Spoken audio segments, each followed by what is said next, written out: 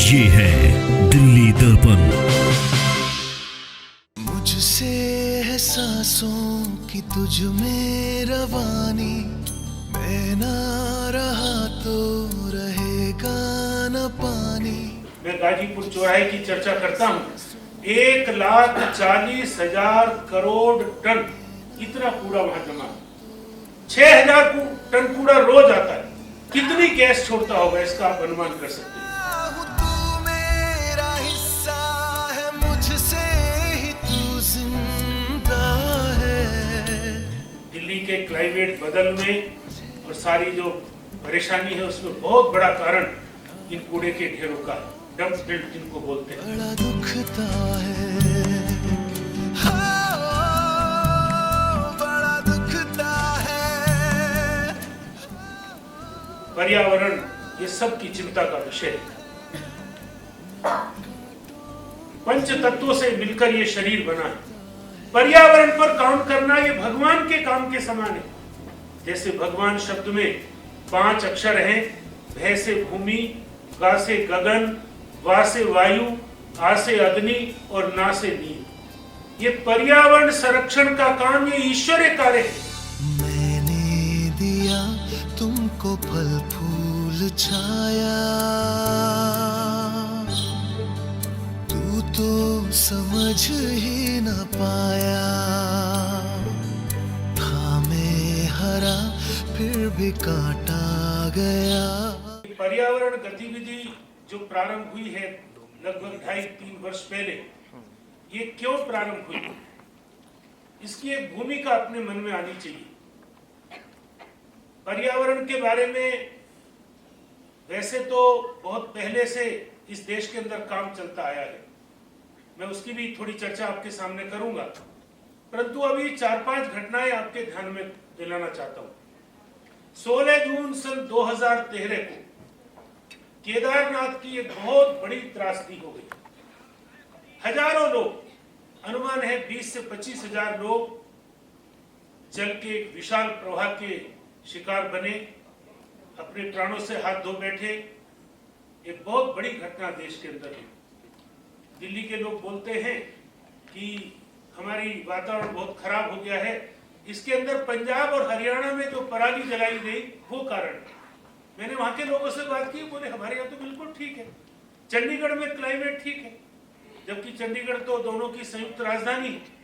तो कहीं ना कहीं कारण वही है, और वो है ये कूड़े के बड़े बड़े ढेर जो विषैली गैस छोड़ते हैं।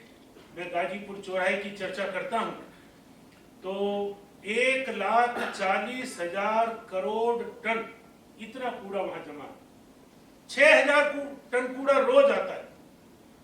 कितनी गैस छोड़ता होगा, इसका आप अनुमान कर सकते हैं। दिल्ली के क्लाइमेट बदलने और सारी जो परेशानी है उसमें बहुत बड़ा कारण इन कूड़े के ढेरों का, डंप बिल्ट जिनको बोलते हैं। ऐसे दिल्ली के सब कोनों पे और देश के सब महानगरों में एक और समस्या आपके ध्यान में लाना चाहता हूं। मुंबई जैसे शहर में, हमारी दीदी वहीं से आई हैं, 5-6 साल पहले एक घटना सुनी होगी कि एक कार जो है वो सड़क पर चलती हुई बाढ़ ग्रस्त हो गई और उसके अंदर 5 लोग बैठे थे परिवार के, वो वहीं पानी की समाधि में चले गए। मुंबई जैसे शहर में बाढ़ क्यों आती? समुद्र का तल वहां की जमीन से 40-50 फुट नीचे, फिर भी ऐसी स्थिति आई। उसका सबसे बड़ा कारण पर्यावरणविदों ने खोजा, वो है पॉलीथीन, जिसके कारण नालियां जाम हो जाती हैं और नाली वाला पानी नाली से ना जाकर वो सड़कों पर आता है और बाढ़ जैसी स्थिति बनती है। 2018 में 15 अगस्त को एक बहुत बड़ी घटना केरल के अंदर हुई। केरल का 1/3 हिस्सा ये पानी और बाढ़ से डूब गया, मिट्टी में फंस गया। 1/3 मकान 8-8, 10-10 फुट मिट्टी और पानी से भर गए। सामाजिक संगठनों ने बहुत सहयोग करके वो किया, परंतु वो स्थिति क्यों आई? केरल बहुत छोटा सा प्रांत है, बहुत कम चौड़ा है, केले के आकार का है, उसमें समुद्र तटीय क्षेत्र है, कोस्टल एरिया, मैदानी क्षेत्र है, पर्वतीय क्षेत्र है। तो वहां के जो पहाड़ है वो एकदम जो पेड़ विहीन कर दिए गए, लकड़ी की आवश्यकता के चलते हुए पेड़ कट गए उनकी जड़ें जो मिट्टी को पकड़ कर रखती थी वो संभव नहीं हुआ। वर्षा हुई, पूरी मिट्टी और पानी नदियों के माध्यम से बांधों में आ गया और 15 अगस्त को अचानक 2018 में ये डैम खोलने पड़े। 1/3 केरल की ऐसी स्थिति। इस साल तो थोड़ी स्थिति ठीक है, परंतु चेन्नई में अभी तो आप बाढ़ की स्थिति सुन रहे हैं। परंतु अभी पीछे खबरें आ रही थी कि वहां पीने का पानी 2000 फीट नीचे चला गया। ये सत्य खबर है बिल्कुल। तो ऐसी स्थिति क्यों होती है? पर्यावरण ये सब की चिंता का विषय है। पंच तत्वों से मिलकर ये शरीर बना है। पर्यावरण पर काम करना ये भगवान के काम के समान है। जैसे भगवान शब्द में 5 अक्षर हैं, भय से भूमि, गा से गगन, वा से वायु, आ से अग्नि और ना से नील। ये पर्यावरण संरक्षण का काम ये ईश्वरीय कार्य है। मैं आपको ध्यान दिलाना चाहता हूं, सन 1730 में वैसे तो अपने सारे लोग पेड़ों के महत्व को जानते हैं। पेड़ों से अपने को सारी जीवन की आवश्यकताएं पूर्ति होती है। पेड़ों से अपने को ईंधन की लकड़ी मिलती है, फर्नीचर की लकड़ी मिलती है और सारी इमारती लकड़ी मिलती है, जड़ औषधि मिलती है, कपास मिलती है। पेड़ों के सारी जड़ औषधियां और सबसे बड़ा काम पेड़ों से मिलता है, उसकी जड़ें मिट्टी को पकड़ कर रखती है, भूक्षरण को रोकती है। और सबसे बड़ा काम पेड़ों से मिलता है, जो कोरोना काल में लोगों को ध्यान में आया, ऑक्सीजन नहीं है तो प्राण वायु जो है ये पेड़ों से प्राप्त होती है। पानी के महत्व को कौन नहीं जानते? रहीम कवि 500 साल पहले लिखकर गए हैं, रहीमन पानी राखिए बिन पानी सब सून, पानी गए ना उबरे मोती मानुष चून। घर में रसोई नहीं बन सकती बिना पानी, मोती नहीं बन सकता।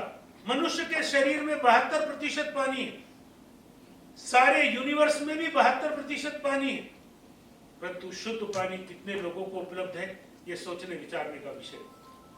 और एक तात्कालीन आवश्यकता अभी अभी बहुत बड़ा संकट 60-70 वर्षों से खड़ा हो गया, वो है पॉलीथीन, जो 400 साल तक नहीं गलता है। क्या करें उसका? हम लोग 2 साल पहले श्रीमान गोपाल आर्य जी और हम पर्यावरण के काम में दिए गए, तो तब से हम लोग प्रवास कर रहे थे।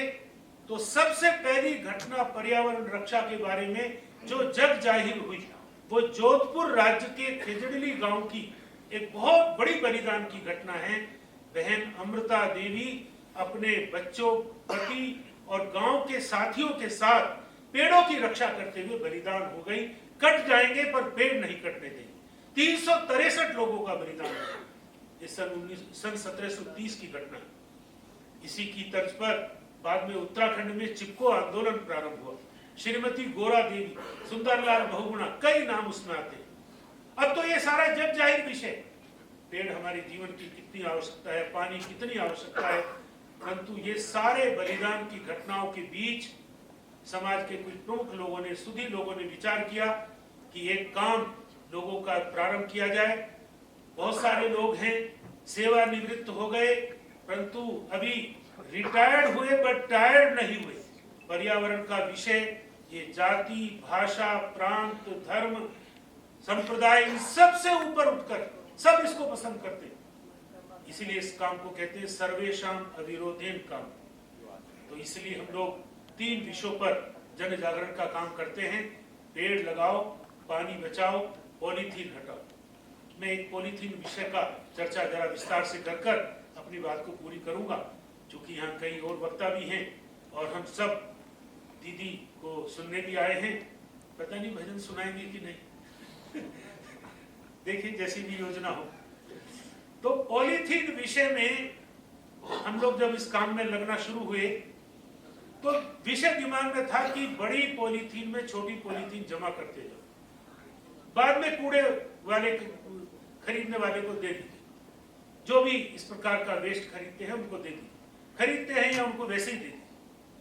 परंतु मैंने अभी दीदी को सुनाया कि हम प्रवास के क्रम में कूच बिहार गए। बंगाल का एक छोटा सा जिला है, असम और भूटान के बॉर्डर पर है। तो वहां हमको एक कार्यकर्ता है शिलादित्य सरकार, उन्होंने एक बोतल भेंट की, 1 लीटर पानी की बोतल। प्लास्टिक को ठोक ठोक के भरा था। 1 लीटर की बोतल में 300 ग्राम तक पॉलीथीन आ जाता है और ये 300 ग्राम पॉलीथीन 100 वर्ग फुट जगह को बेकार कर सकती है। उन्होंने बहुत मार्मिक बात कही कि यदि हमने पॉलीथीन रूपी राक्षस पर विचार करना है, इसका इलाज सोचना है, तो पॉलीथीन रूपी जिन्न को बोतल में बंद करके रखो। वो जिन्न और बोतल की कथा आपने सुनी, बहुत मार्मिक बात उन्होंने कही। तब से ये इको ब्रिक यह वाला विषय चला है, क्योंकि ये इतना आवश्यक है। यदि हमको जल, जंगल, जमीन, जानवर और जन पांचों को बचाना है तो पॉलीथीन का इलाज सोचना पड़ेगा। इलाज है आपके सामने। प्लास्टिक की बोतल हम लोग बहुत ज्यादा पसंद नहीं करते, यहाँ भी कांच के गिलास में पानी दिया गया है, परंतु फिर भी पॉलीथीन और प्लास्टिक को हम एकदम वर्जित तो नहीं कर सकते, हटा तो नहीं सकते, परंतु उसका इलाज कर सकते हैं, और वो है उसको उस बोतल में बंद करना। चूंकि कई लोग पूछेंगे कि इस बोतल का क्या करना, कई काम कर सकते हैं। आप अपने पेड़ के चारों तरफ एक बैठने का स्थान बनाना हो, थमला हमारे उधर, मैं तो पड़ोस का ही हूँ, यहाँ से 30 किलोमीटर दूर बागपत जिले के एक छोटे कस्बे का, तो वहां उसको पेड़ का थमला कहते हैं। सैकड़ों बोतल उसमें लग सकती है। हमारी देहरादून की सीईओ है सेना के क्षेत्र की, उन्होंने तो एक पॉलीथीन की, प्लास्टिक की इको ब्रिक के माध्यम से एक 2200 बोतलों से एक हाथी बना दिया, 12 फुट ऊंचा। तो ऐसे इलाज हो सकते हैं। परंतु प्रवास के क्रम में 2 और बातें ध्यान में आई। सरकार का जो सड़क निर्माण मंत्रालय है, उन्होंने प्लास्टिक की लेयर जमीन पर बिछानी शुरू की, जिसके माध्यम से सड़क की गुणवत्ता अच्छी होती है, ड्यूरेबिलिटी बढ़ती है। एक और काम हो सकता है जो हमको बनारस आईआईटी के प्रोफेसर ने बताया। 1 किलोग्राम पॉलीथीन से 900 मिलीलीटर तक पेट्रोल डीजल बनाने में उन्होंने सफलता प्राप्त की। इस राक्षस का इलाज सोचना है, क्योंकि मैंने फिर कहूंगा, जल को बचाना है। यदि पानी के प्रवाह में पॉलीथीन आ जाए, पानी का प्रवाह रुक जाएगा, जंगल बेकार हो जाएंगे, जमीन बेकार हो जाती है, जानवर पॉलीथीन खाकर मृत्यु को प्राप्त होते हैं, प्लास्टिक के गिलास में चाय पीकर आम जन कैंसर ग्रस्त होते हैं। इन सारी समस्याओं का निदान सोचना है। मानवता के हित में, सारे विश्व के हित में, सारे जनजीवन के हित में यह आवश्यक है कि सभी लोग इस पर्यावरण के विषय पे थोड़ा थोड़ा काम करें। अपने जन्मदिन पर पेड़ लगाएं, पेड़ों की सुरक्षा करें, पानी का कम से कम मितव्यता के साथ उपयोग करें, और पॉलीथीन का निदान, जो मैंने कुछ निदान बताए, ये कोई सीमा नहीं है, आपके मन में भी कोई बात आ सकती है। तो ये सब करते हुए हम एक अच्छी दुनिया, अच्छा विश्व, सारे पर्यावरण की दृष्टि से बहुत सुंदर विश्व का निर्माण कर सकेंगे।